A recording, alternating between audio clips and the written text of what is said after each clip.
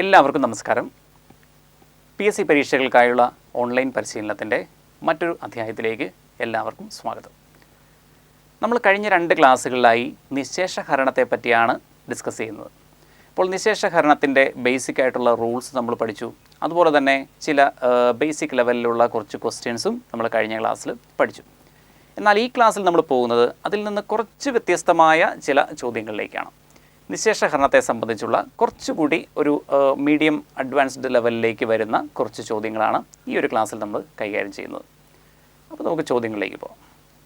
1, 8, 7, 5 x എന്ന 5 അക്ക സംഖ്യ 8 കൊണ്ട് നിശേഷം ഹരിക്കാമെങ്കിൽ x എത്ര? നമ്മുടെ ചോദ്യത്തിൽ ഒരു 5 അക്ക സംഖ്യ തന്നിട്ടുണ്ട്. അപ്പോൾ അതിലെ 4 അക്കങ്ങൾ മാത്രമേ നമുക്ക് അറിയത്തുള്ളൂ. അവസാനത്തെ അക്കം ഏതാണെന്ന് ചോദ്യത്തിൽ തന്നിട്ടില്ല. 1, 8, 7, 5 x എന്നാണ് സംഖ്യ തന്നിരിക്കുന്നത്. അപ്പോൾ x എന്ന് പറയുന്ന ഒരു അൺനോൺ ഡിജിറ്റ്, ഒരു അറിയാൻ വയ്യാത്ത ഒരക്കം ഈ ക്വസ്റ്റ്യനിൽ ഉൾപ്പെടുന്നുണ്ട്. അപ്പോൾ ആ അക്കം എത്രയാണ് എന്ന് നമുക്ക് കണ്ടുപിടിക്കണം. അതിനുവേണ്ടി നമുക്ക് തന്നിരിക്കുന്ന ഒരു ക്ലൂ ഉണ്ട്. അതായത് ഈ സംഖ്യയെ 8 കൊണ്ട് നിശേഷം ഹരിക്കാൻ സാധിക്കും. അപ്പോൾ അതിൽ നിന്നാണ് നമ്മൾ ഈ എക്സിൻ്റെ വാല്യൂവിലേക്ക് വരേണ്ടത്. അപ്പോൾ 8ൻ്റെ നിശേഷഹരണത്തെ സംബന്ധിച്ച റൂള് ഒന്ന് ഓർത്തെടുക്കുക. 8 കൊണ്ടൊരു സംഖ്യയെ നിശേഷം ഹരിക്കാൻ സാധിക്കണമെങ്കിൽ അതിനർത്ഥം അവസാന 3 അക്കങ്ങൾ ചേരുന്ന സംഖ്യ 8ൻ്റെ ഒരു ഗുണിതമായിരിക്കണം. അപ്പോൾ നമുക്ക് അവസാനത്തെ 3 അക്കങ്ങൾ ഏതൊക്കെയാണെന്ന് നോക്കാം. അവസാന 3 അക്കങ്ങൾ എടുത്താൽ നമുക്ക് കിട്ടുന്നത് 7, 5 x എന്നാണ്.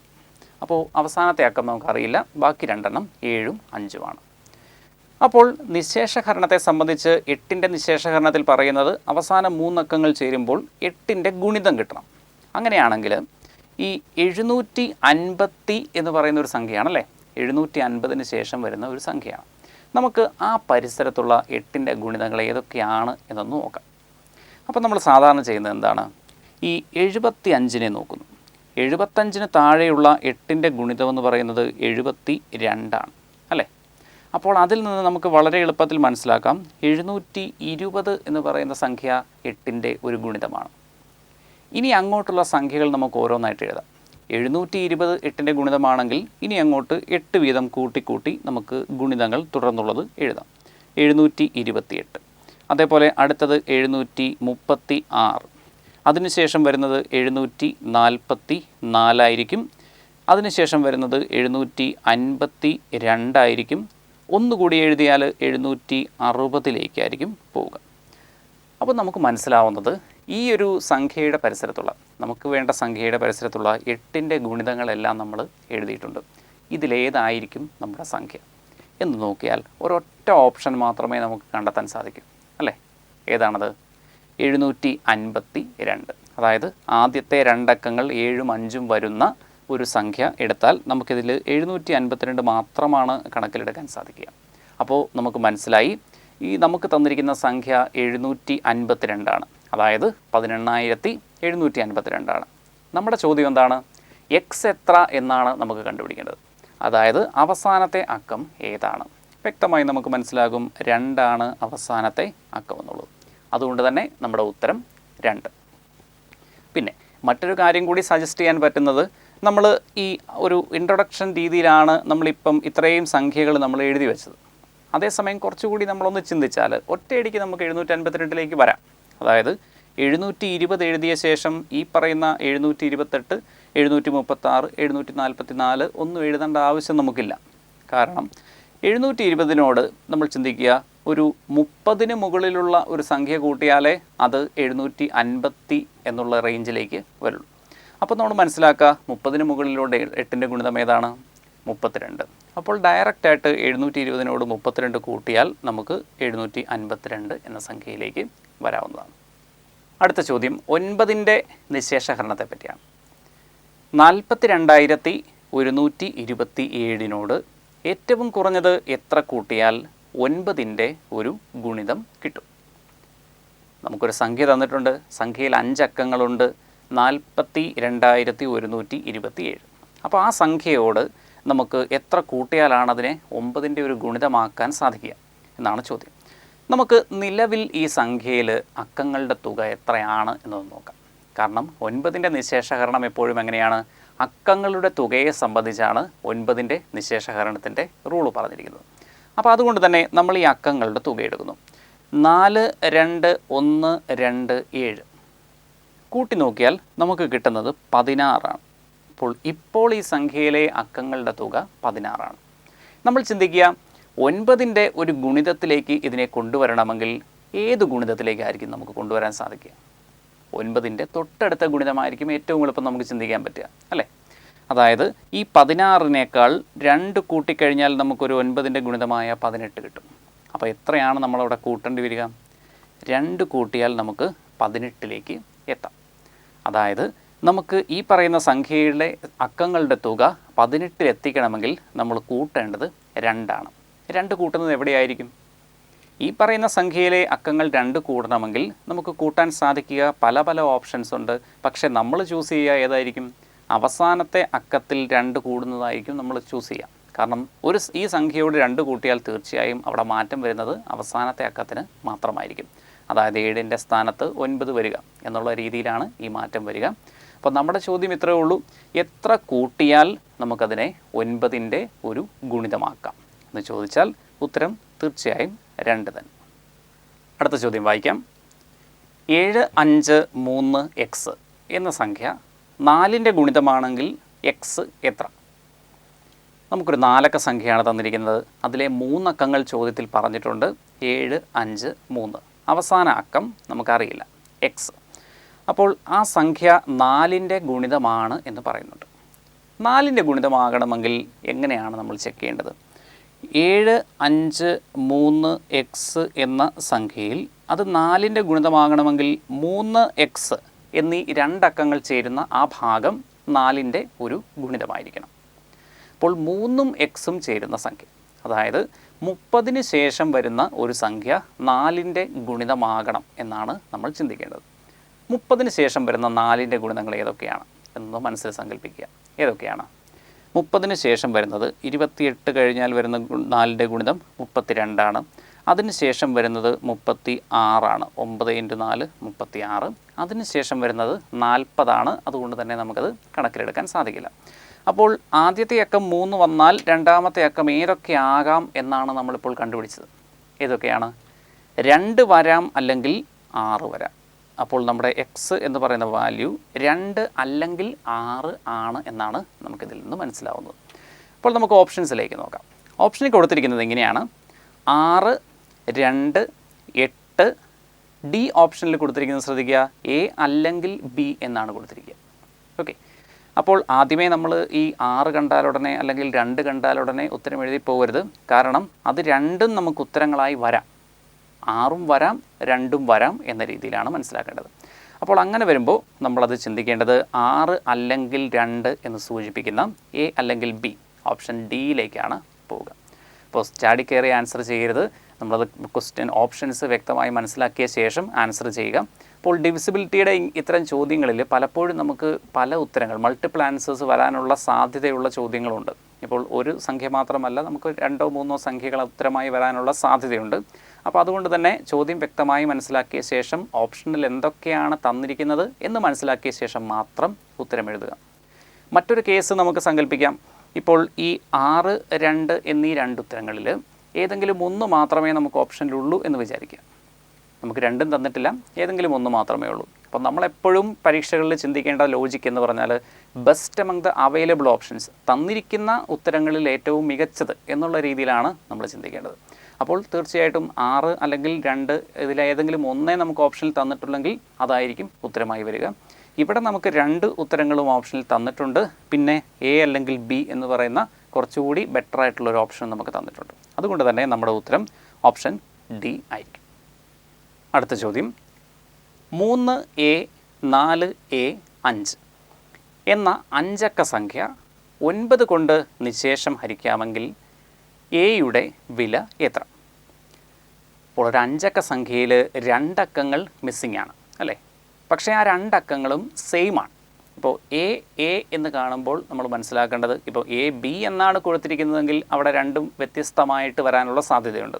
അതേസമയം A എന്ന് കൊടുക്കുമ്പോൾ നമ്മൾ മനസ്സിലാക്കേണ്ടത് ഈ മിസ്സിംഗ് ആയിട്ടുള്ള 2 ഡിജിറ്റുകളും സെയിം ആണ് എന്ന് കൂടിയാണ് അവിടെ സൂചിപ്പിക്കുക.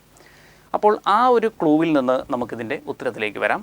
ഇപ്പോൾ 3A 4A 5 9ൻ്റെ നിശേഷഹരണത്തെ സംബന്ധിച്ച റൂൾ എന്താണ്? അക്കങ്ങളുടെ തുക 9ൻ്റെ ഒരു ഗുണിതമാകണം. അക്കങ്ങളുടെ തുക എടുക്കുമ്പോൾ 3, 4, 5 എന്നീ അക്കങ്ങൾ നമുക്ക് ഓൾറെഡി അറിയാം. അപ്പോൾ അവ ഒന്ന് കൂട്ടി നോക്കുക. 3, 4, 5 കൂട്ടി നോക്കിക്കഴിഞ്ഞാൽ നമുക്ക് കിട്ടുന്നത് 12 ആണ് അല്ലേ? സംഖ്യയിലെ അറിയാവുന്ന അക്കങ്ങളുടെ തുക 12 ആണ്. ഇനി അറിയാൻ വയ്യാത്ത 2 അക്കങ്ങളുണ്ട്, അതായത് A അത് രണ്ടും കൂടെ കൂട്ടിയാൽ നമുക്ക് കിട്ടുന്നത് 2A ആണ് അല്ലേ? 2A ഉള്ളത് കൊണ്ട് 2A എന്ന് നമുക്ക് എടുക്കാം. അപ്പോൾ 12 + 2A അതാണ് ഈ സംഖ്യയിലെ അക്കങ്ങളുടെ തുക. ഇത് എത്ര ആയാലാണ് നമുക്ക് സംഖ്യയെ 9 കൊണ്ട് നിശേഷം ഹരിക്കാൻ സാധിക്കും? 9 കൊണ്ട് നിശേഷം ഹരിക്കണമെങ്കിൽ അത് 9ൻ്റെ ഒരു ഗുണിതത്തിലേക്കാണ് കൊണ്ടുവരേണ്ടത്. അപ്പോൾ തൊട്ടടുത്തുള്ള, അതായത് 12ന് ശേഷം വരുന്ന അടുത്ത 9ൻ്റെ ഗുണിതം ഏതാണ് എന്ന് മനസ്സിലൊന്ന് ചിന്തിക്കുക. അത് 18 ആണ് അല്ലേ? 9ൻ്റെ രണ്ടാമത്തെ ഗുണിതമായ 18 ആണ്. ഇനി മൂന്നാമത്തെ ഗുണിതത്തിലേക്ക് പോയാൽ 27 ആണ്. അത് നമുക്ക് പിന്നീട് കൺസിഡർ ചെയ്യാം. ആദ്യം നമുക്ക് 18 ആക്കാൻ എന്താണ് മാർഗം എന്ന് നമുക്ക് നോക്കാം. 12നെ 18 ആക്കണമെങ്കിൽ നമ്മളവിടെ കൂട്ടേണ്ടത് 6 ആണ് അല്ലേ? അഡീഷണലി വരേണ്ടത് 6 ആണ്. അപ്പോൾ ആ 6 എവിടെ നിന്നാണ് വരേണ്ടതെന്ന് ചോദിച്ചാൽ 2Aയിൽ നിന്നാണ് വരേണ്ടത്. അപ്പോൾ നമുക്ക് മനസ്സിലാവുന്നത് 2A = 6 എന്ന് കിട്ടണം. 2A 6 ആണെങ്കിൽ എയുടെ വാല്യൂ എത്രയാണ്? എയുടെ വാല്യൂ 3 ആണ്. അപ്പോൾ ഇതാണ് നമ്മുടെ ഈ ചോദ്യത്തിനുള്ള ഉത്തരം. എയുടെ വാല്യൂ നമുക്ക് കിട്ടേണ്ടത് 3 ആണ്. ഇനി മറ്റൊരു കാര്യം കൂടി പറയാം. ഇപ്പോൾ ഈ പറയുന്ന എയുടെ വാല്യൂ 3 ആകണമെന്ന് നമ്മൾ പറയുന്നത് 18ലേക്ക് പോകുമ്പോഴാണ് അല്ലേ? അതേസമയം മറ്റൊരു ഓപ്ഷൻ ഇല്ലേ? ഇപ്പോൾ 9ൻ്റെ ഗുണിതമാകണമെന്നല്ലാതെ ഇന്ന ഗുണിതമാകണമെന്ന് യാതൊരു നിബന്ധനയുമില്ല. അപ്പോൾ നമുക്ക് 9ൻ്റെ അടുത്ത ഗുണിതമായ 27ലേക്ക് ഇതെത്തിക്കാൻ പറ്റുമോ എന്ന് കൂടി നോക്കാം. അപ്പോൾ 12 + 2A എന്നുള്ള ആ ഒരു അക്കങ്ങളുടെ തുക അത് 27 ആകുമോ എന്ന് ചെക്ക് ചെയ്യാം. അപ്പോൾ 12നോട് 15 കൂട്ടിയാലാണ് 27ലേക്ക് എത്തിക്കാൻ സാധിക്കുക. അപ്പോൾ ഈ 15 വരേണ്ടത് 2Aയിൽ നിന്നാണ്. അപ്പോൾ 2A = 15 എന്ന് വന്നാൽ എയുടെ വാല്യൂ തീർച്ചയായും ഒരു ഭിന്നസംഖ്യയായിരിക്കും അല്ലേ? ഒരു ഭിന്നസംഖ്യ അല്ലെങ്കിൽ ഒരു പൂർണ്ണസംഖ്യ നമുക്ക് കിട്ടില്ല. 7.5 എന്ന് പറയുന്നത് നമുക്ക് പോസിബിളായിട്ടുള്ള ഒരു ഉത്തരമല്ല. അതുകൊണ്ട് തന്നെ നമുക്കിവിടെ 3 ആണ് ഉത്തരം. 3 എന്ന് പറയുന്ന ഒരൊറ്റ പോസിബിലിറ്റി നമുക്കവിടെ കിട്ടുന്നുള്ളൂ. അതേസമയം ഞാൻ സൂചിപ്പിച്ചത്, അതേസമയം മറ്റൊരു സെറ്റിലാണെങ്കിൽ ഒരു പക്ഷേ ഒന്നിലധികം ഉത്തരങ്ങൾ വരാനുള്ള ഒരു സാധ്യത കൂടിയുണ്ട് എന്നുള്ളതൊന്ന് ഓർമ്മിക്കാനാണ്. അടുത്തത് 8, 3, XX എന്ന 4 അക്ക സംഖ്യയെ 4 കൊണ്ട് നിശേഷം ഹരിക്കാമെങ്കിൽ x എത്ര? അപ്പോൾ ഈ ചോദ്യങ്ങളിലെല്ലാം നമ്മൾ ഉൾപ്പെടുത്തുന്ന ടൈപ്പ് എന്താണെന്ന് മനസ്സിലാക്കുക. അതായത് ഒരു സംഖ്യയിലെ 1, 2 അക്കങ്ങൾ നമുക്ക് തരാതെ ചോദിക്കുന്ന ചോദ്യങ്ങളാണ്. എന്നിട്ട് അതിനെപ്പറ്റിയുള്ള ഏതെങ്കിലും ഒരു നിശേഷഹരണത്തെ സംബന്ധിക്കുന്ന ഒരു ഫാക്റ്റ് നമുക്ക് തരുന്നു. അത് വെച്ച് നമ്മൾ ഈ അക്കം കണ്ടുപിടിക്കണം. അപ്പോൾ അതാണ് ഈ ഒരു ക്വസ്റ്റ്യൻ ടൈപ്പ് എന്ന് പറയുന്നത്. അപ്പോൾ ഇതിൽ 2 അക്കങ്ങൾ തന്നിട്ടുണ്ട്, 2 അക്കങ്ങൾ ഇല്ല അല്ലേ? 8, 3 എന്നീ 2 അക്കങ്ങൾ നമുക്കറിയാം. അവ നമുക്ക് ഉപയോഗവുമില്ല. കാരണം അവസാനത്തെ 2 അക്കങ്ങൾ മാത്രമാണ് ഈ 4ൻ്റെ നിശേഷഹരണത്തിൽ ബാധകമായിട്ടുള്ളത് അല്ലേ? ആദ്യത്തെ 2 അക്കങ്ങൾ നമുക്ക് നോക്കേണ്ട ആവശ്യമില്ല. അവസാന സംഖ്യയിലെ എത്ര വലുതാണെങ്കിലും അവസാന 2 അക്കങ്ങൾ മാത്രമാണ് നമ്മൾ കണക്കിലെടുക്കേണ്ടത്. അവസാന 2 അക്കങ്ങൾ തുല്യമാണെന്നാണ് നമുക്ക് ഈ പറഞ്ഞിരിക്കുന്ന ചോദ്യത്തിൽ നിന്ന് മനസ്സിലാവേണ്ടത് അല്ലേ? x എന്ന് കൊടുത്തിരിക്കുന്നതിൻ്റെ അർത്ഥം അവസാന 2 അക്കങ്ങളും തുല്യമാണ്. അപ്പോൾ അവസാന 2 അക്കങ്ങൾ തുല്യമായിട്ട് ഏതക്കം വന്നാലാണ് നമുക്ക് അതിനെ 4ൻ്റെ ഗുണിതമാക്കാൻ സാധിക്കുക? 4ൻ്റെ നിശേഷഹരണത്തിൻ്റെ റൂളിലേക്ക് നമുക്കൊന്നുകൂടി വരാം. എന്താണ് റൂള്?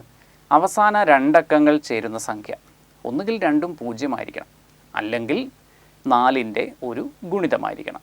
അപ്പോൾ ആ സ്റ്റേറ്റ്മെൻറ്റിൽ നിന്ന് തന്നെ നമുക്ക് ഒരു ഉത്തരം കിട്ടിക്കഴിഞ്ഞു. 2ഉം തുല്യമായിട്ടുള്ള ഒരു ഓപ്ഷനാണ് 0 അല്ലേ?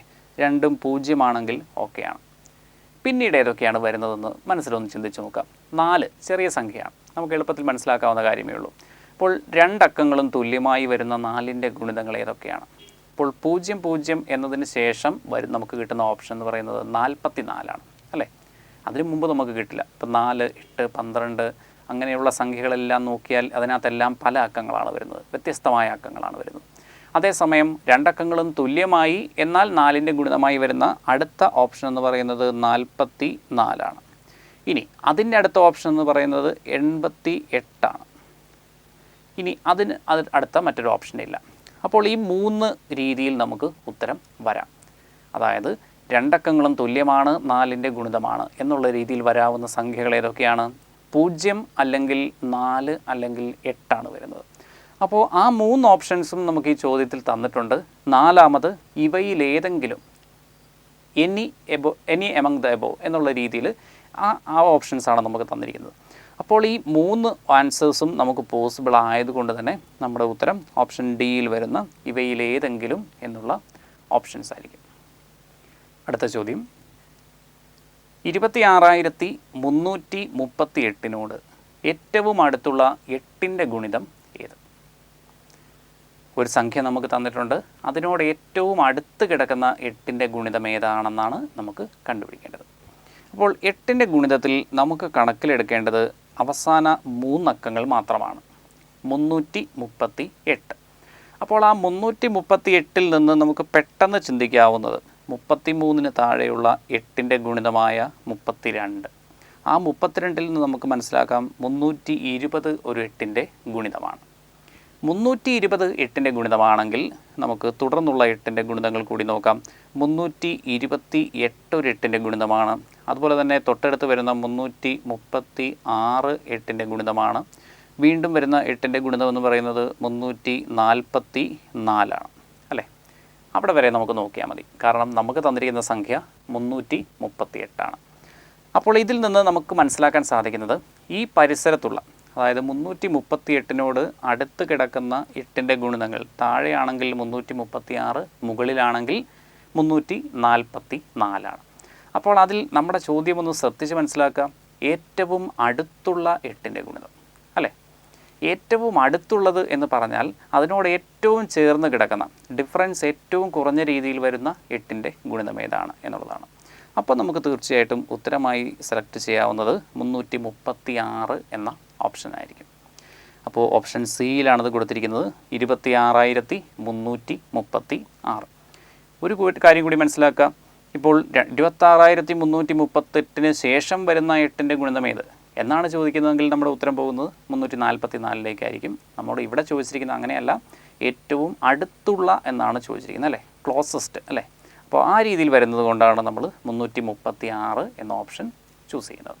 അപ്പോൾ ഇത്രയും കാര്യങ്ങളാണ് നമ്മൾ ഈ ക്ലാസ്സിൽ ഉൾപ്പെടുത്തിയിരിക്കുന്ന ചോദ്യങ്ങൾ. അപ്പോൾ ഇതിൽ നമ്മൾ പഠിച്ചത് നിശേഷഹരണത്തെ സംബന്ധിച്ച് എക്സാമിന് ചോദിച്ചിട്ടുള്ള ചില ക്വസ്റ്റ്യൻ ടൈപ്പുകളാണ്. അപ്പോൾ നിശേഷഹരണത്തിൻ്റെ റൂളുകൾ നമുക്ക് അപ്ലൈ ചെയ്യാൻ സാധിക്കുന്ന കുറച്ച് ചോദ്യങ്ങളാണ് ഈ ക്ലാസ്സിലൂടെ നമ്മൾ മനസ്സിലാക്കിയത്. അടുത്ത ക്ലാസ്സിൽ വീണ്ടും കാണാം.